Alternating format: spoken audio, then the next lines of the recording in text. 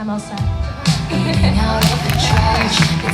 Tell the audience about sort of your definition of synesthesia. Sure. So the definition of synesthesia is that it's a sensory cross-wiring.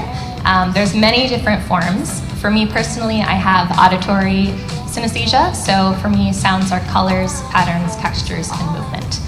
If it sounds like a lot, it is. They'll see it again. Life is a song, it ends when it ends. I was wrong. Basically what I've been doing is I've just been filling in some of the finer instrumentation. I've been bringing in some of the percussion. So the percussion, there's what you see going on here that I've started is there's a little bit of very wispy back and forth motion. Percussion often is like a metallic for me, but for whatever reason, the percussion in this, there's more of a yellow hue to it. I don't know why.